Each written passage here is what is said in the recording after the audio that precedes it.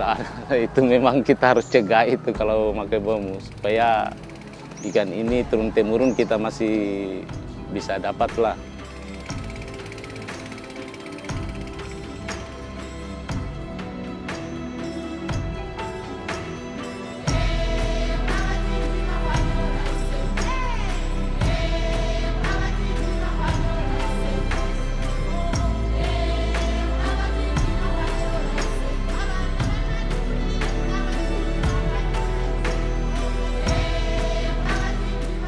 Pada dasarnya bahwa semua biota laut itu ketika misalnya kita tidak lakukan penjagaan daripada kawasannya, di mana kira-kira mereka memijah, di mana kira-kira mereka mau berkembang biak begitu kalau diganggu terus.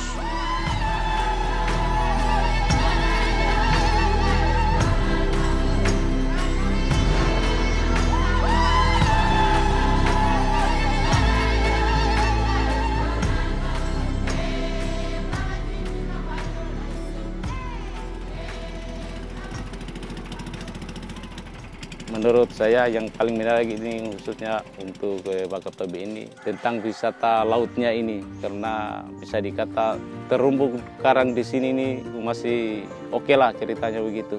Kita sebagai unggulan utama itu memang wisata lautnya ini.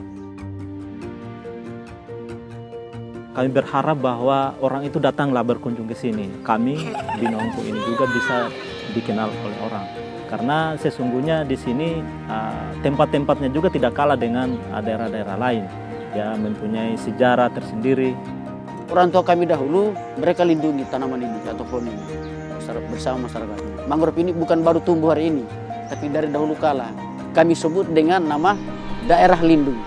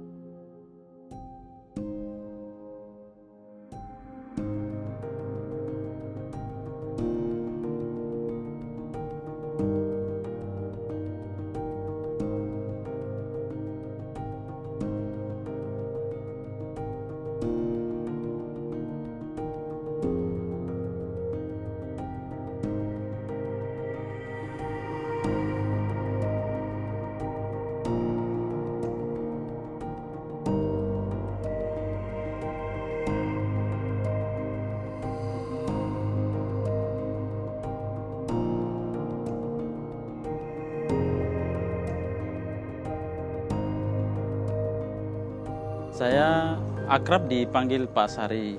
Di Forum Pesisir Wakabibika adalah menjabat sebagai ketua.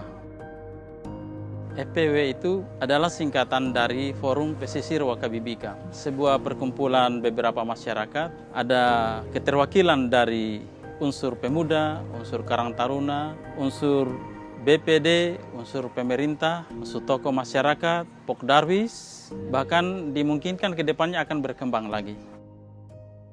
Forum Pesisir Wakabibika didirikan dari harapan untuk sebuah pengelolaan bagaimana Desa Sombu ini memiliki potensi wisata, perikanan, tetapi seakan-akan tidak terkelola dengan baik. Dengan adanya forum ini, potensi yang ada di Desa Sombu, baik itu potensi darat maupun laut, termasuk budayanya, itu bisa dikelola.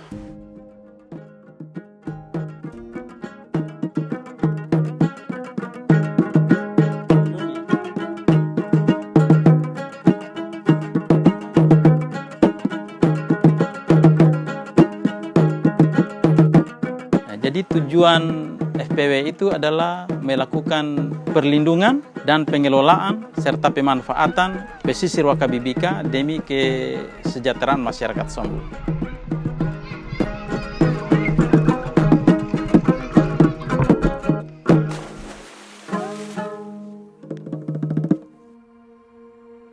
Dengan adanya FPW ini, terbatasnya aktivitas kita sebagai nelayan. Biasanya saya ikut pelatihan mengenai caranya bagaimana kita mengantar orang. Iya, grogi sekali itu, terus terang. Dan itu kalau ada tawaran untuk mau mengantar wisata, mau lihat terumbu karang, mau diving, mau lihat lumba-lumba, saya siapkan wadah, sebuah bodi untuk mengantarnya.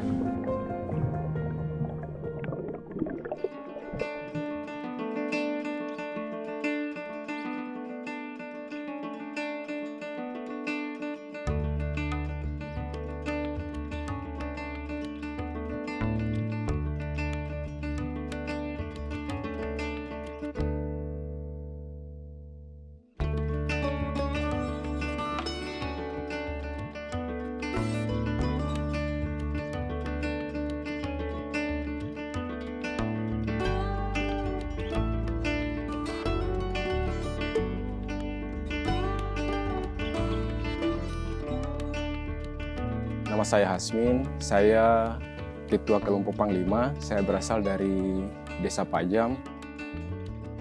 Terbentuknya Kelompok Panglima ini sejak dari tahun 2012, sebuah kelompok besar yang ada di Desa Pajam yang tergabung dalam 3 dusun, yaitu Dusun Palea, Dusun Jamaraka, dan Dusun Sampalu. Seiring dengan berjalannya waktu, kelompok ini melakukan aktivitas di bagian Tenungan. Pendampingan kami itu, kami berkunjung dari rumah ke rumah para penenun.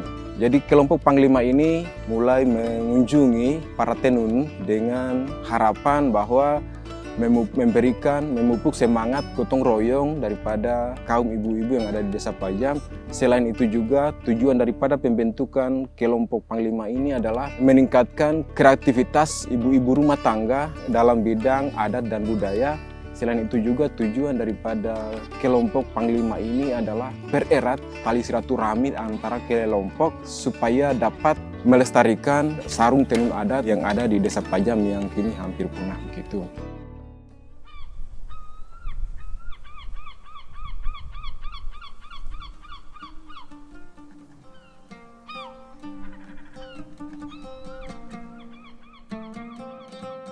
Nama saya Laode Sari. Jabatan saya di Lembaga Adat Barata Kehidupan sebagai Miantu Laolua.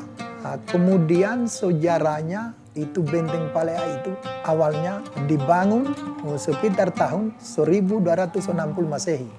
Pada masa pemerintahan Raja Kehidupan pertama yang bernama Muhammad Umar Muhdar atau Muhammad Nrangi Tongka Alam. Di dalam benteng itu ada sebuah istana atau kamali. Setelah bergabung dengan Kesultanan Buton, kerajaan Kehidupan tadi berubah sebutan menjadi Barata Kehidupan. Sekitar tahun 1635 Masehi. Benteng Kamali di Palea itu zaman dahulu dijadikan sebagai tempat pertahanan dan pusat pemerintahan kerajaan Kehidupan.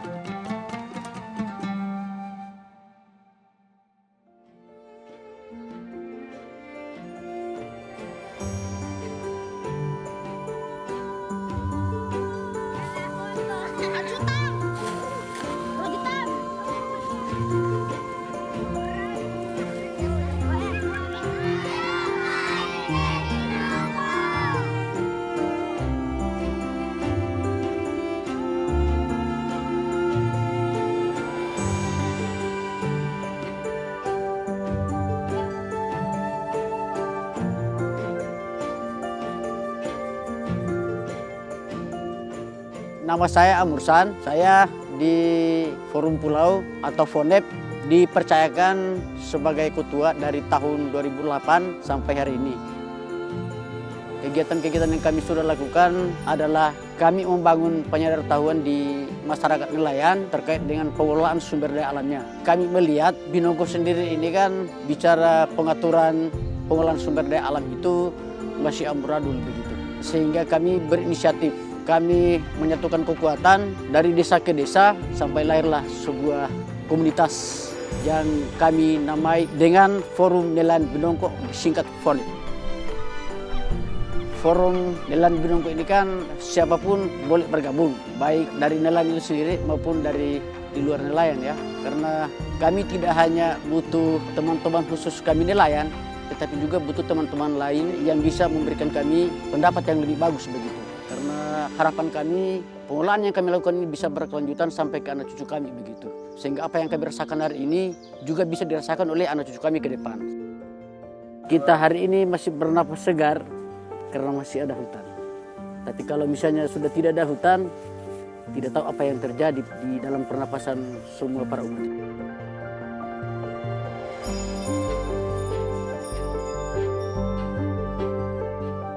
Perangkat adat ini kan sebetulnya dari dahulu kala sudah tumbuh ya. Terus kemudian bagaimana kita mau meneruskan itu orang-orang yang dipercayakan begitu. Sehingga hubungan kami dengan lembaga adat itu sendiri kami harus kentalkan. Kenapa kami kentalkan? Kan semua apa yang kami lakukan itu selalu mengikuti acuan dari lembaga adat itu sendiri. Nama saya Laode Hasahu, saya sebagai Kepala Adat Saranawali yang disebut dengan Lakinawali. Adat di Binongko itu mendukung konservasi bahari dengan kami adakan satu pelarangan satu wilayah yang disebut dengan Kaombo. Tujuan daripada Kaombo itu adalah untuk melindungi ikan yang akan bertelur di situ. Nah, sebab kami tahu betul banyak itu nelayan-nelayan liar, kadang-kadang yang menggunakan bom, potas, apa segala. Sehingga kami adakan pelarangan seperti itu yang disebut dengan Kaombo. Jadi Kaombo ini bukan saja sekarang, tapi dari zaman nenek moyang kami.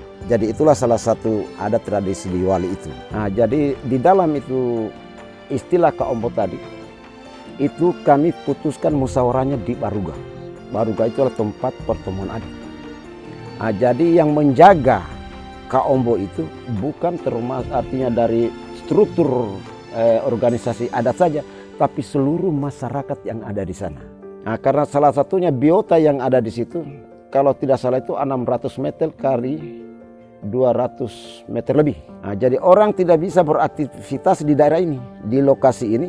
Adapun dampak yang positifnya untuk masyarakat, sudah banyak masyarakat yang merasakan bahwa mereka kalau umpamakan mengail di tempat itu dengan menggunakan ramah lingkungan seperti tali pancing saja dengan umpan, itu sangat memuaskan hasilnya.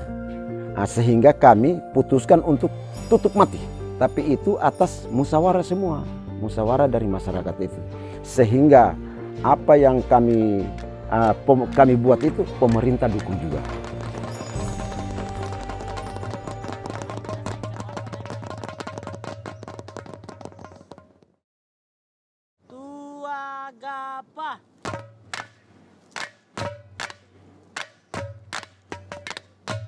Tarian Gombala Gusi ini adalah tarian yang menggambarkan tentang kehidupan masyarakat adat Wali dan Pulau Binongko secara keseluruhan, bahwasanya kami sebagai masyarakat adat Saranwali itu adalah pelaut. Jadi dijadikan tarian sebagai mengingat kembali kita sebagai generasi muda jangan melupa tentang kegiatan-kegiatan yang dilakukan oleh orang tua kami dulu. Artinya sampai kapanpun tidak lupa dengan apa yang sudah dilakukan oleh orang tua kami dulu.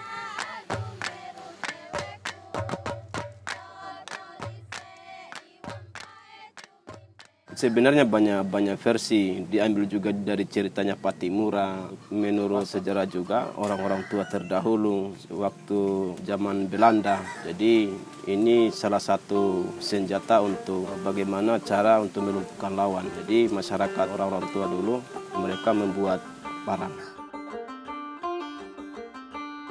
Pengrajin di sini ini di Kelurahan Sowa ini sebanyak 300-an lebih. Itu semuanya rata-rata itu semuanya kerja.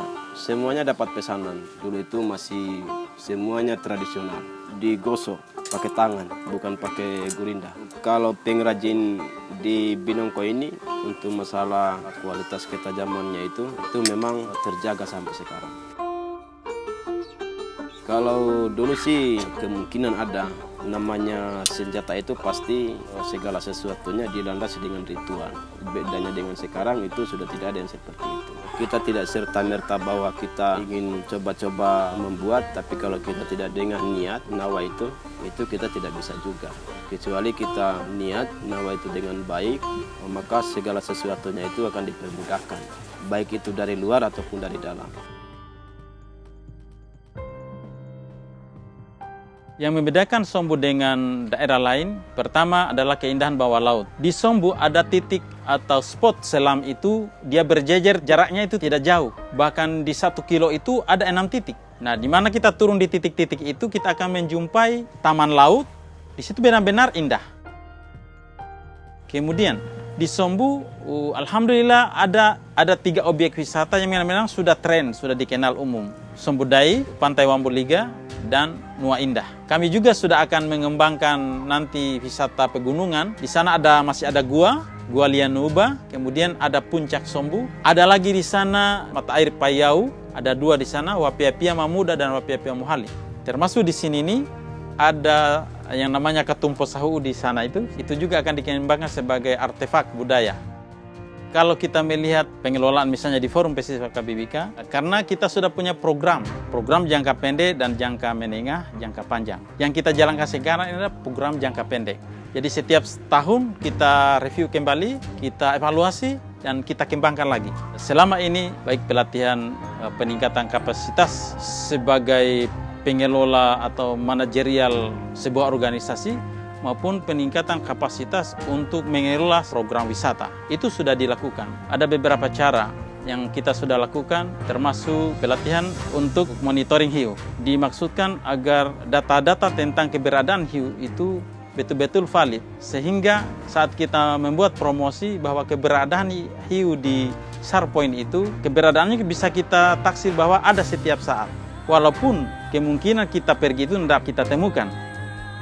Tetapi dengan data tersebut bahwa dalam jangka waktu 6 bulan kita bisa berjumpa dengan hiu di situ sekitar, misalnya kalau kita monitoring 6 kali, ya ada 4 kali. Maka bisa disimpulkan bahwa sesungguhnya di SAR Point itu benar-benar ada keberadaan hiu. Setiap pelatihan kita selalu menyampaikan bahwa pentingnya kita menjaga lingkungan di sekitar Sombu ini, karena lingkungan Sombu ini sudah menjadi objek wisata yang diandalkan oleh Wakatobi.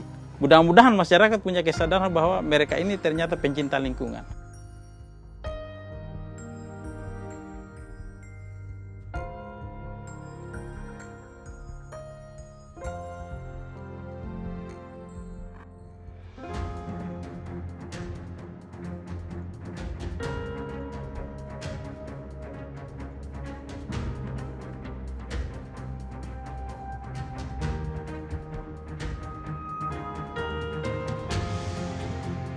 Jadi ada 4 usaha yang sedang dijalankan. Pertama adalah pengelolaan perikanan secara berkelanjutan.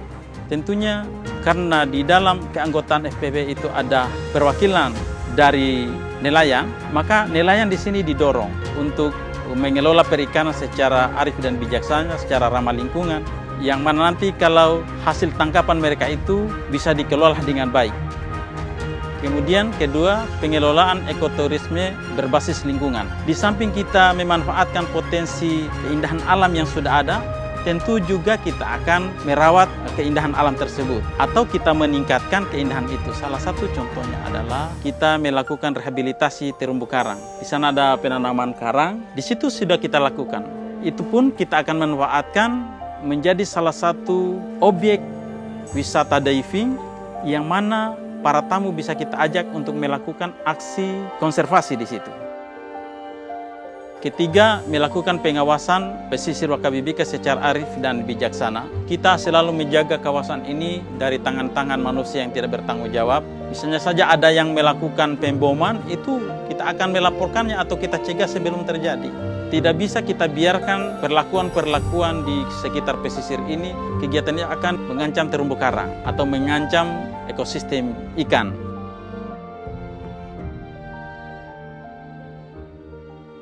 Kenapa orang berpariwisata kan mau melihat sesuatu yang ada di sana itu. Apa yang unik, apa yang indah kan seperti itu. Kurangnya pemahaman terkait dengan bagaimana itu pariwisata. Sebetulnya kalau orang yang memahami tentang pariwisata itu betul-betul luar biasa baiknya kan. Kandungan sumber daya yang ada di dalamnya itu tidak akan bisa kita olah tanpa ada kemauan. Maka kemauan kita harus lebih kuat lagi sehingga pengelolaan sumber daya itu baik sumber daya perikanan maupun pariwisata bisa kita olah dan berdaya guna bagi kita sendiri. Mudah-mudahan dengan bantuan-bantuan dari luar Wakatobi ini, harapan kami adalah semoga masyarakat yang ada di Desa Pajam khususnya itu para ibu-ibu tenenun itu dapat mendapat manfaat dari apa yang dilakukannya selama ini. Mai to posa asa to jagae nama binto aku ane turun temuru nurahona anak cucu to mai. Jari mai to jagae leama nama binto barasam sembaranga to kabiape tereso to jagae na terumbu karanto aku ane no ilange ane dualo ananto mai ane hono ita. Mari kita jaga terumbu karang kita supaya anak cucu kita masih bisa merasakannya. Jangan buang sampah sembarangan agar lautan kita ini indah dipandang. Mai tu jagaena homuruan to akote ida-idana menangkamburi. Mari kita lestarikan tenunan Desa Pajam untuk generasi atau anak cucu ke depannya. Kolie kapi bungue o tainto, kolie kapi potasie tainto, aso dia Isanto no melimpah juga. Jangan kita punya laut dibom, jangan diracuni atau dibius, supaya ikan atau sumber daya laut kita ini tetap berkelanjutan sampai ke anak cucu. To maito wisata di Sombu noleama. Maito jaga mafinto, arambiaka te kita jumaga enamavi te emaimo. Karena te mavi te gunano aku te kita kene aku te anak bom taliku. Mari kita jaga laut kita, kalau bukan kita siapa lagi yang akan menjaganya. Sumber daya laut adalah untuk kita dan untuk generasi di masa akan datang.